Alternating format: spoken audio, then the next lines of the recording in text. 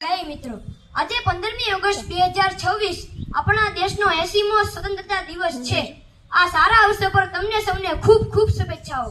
આ એ પાવન દિવસ છે જ્યારે 1947માં આપણી માતૃભૂમિએ બેડીઓ તોડી હતી। શહીદ ભગતસિંહ, સુભાષચંદ્ર બોઝ, સરદાર વલ્લભભાઈ પટેલ અને મહાત્મા ગાંધી જેવા હજારો વીરોએ પોતાના પ્રાણો ન્યોછાવર કર્યા હતા। ત્યારે આપણે આ આઝાદ હવામાં શ્વાસ લઈએ છીએ। મારા વહાલા મિત્રો, મારે આજ આ શાળાના મંચ પરથી આપણી પેઢીને એક સવાલ પૂછવો છે। શું આપણી દેશભક્તિ માત્ર 26મી જાન્યુઆરી અને 15મી ઓગસ્ટે ઝંડો લહેરાવવા જેટલી સીમિત છે? આજે 2026ના ભારતમાં સરહદ પારના દુશ્મનો કરતા આપણી અંદર મોટા દાનવો છુપાયેલા છે। બેરોજગારી, ગરીબી, પ્રદૂષણ અને ભ્રષ્ટાચાર તથા સોશિયલ મીડિયા પર ફેલાતી ફેક ન્યૂઝ અને નફરત। તો આજના યુવાનો અને વિદ્યાર્થીઓ મોબાઈલની દુનિયામાં સમય બગાડશે, નશા કે ડિપ્રેશનમાં ડૂબશે તો આપણા શહીદોનું બલિદાન ઓગળી જશે।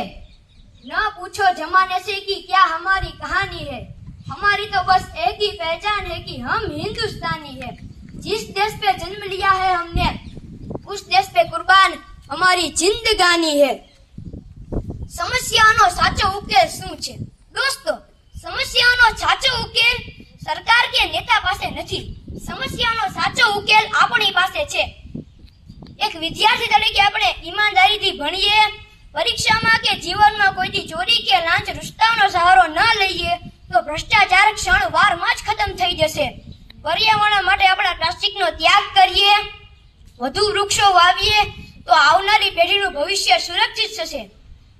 સોશિયલ મીડિયા પર આપણે ખોટી અફવાઓ તથા નફરત ફેલાવવાને બદલે આપણે જો ટેકનોલોજી, સ્કિલ્સ અને ઇનોવેશન પર ધ્યાન આપીએ તો ભારતને દુનિયાની નંબર 1 તાકાત બનતા કોઈ નહીં રોકી શકે।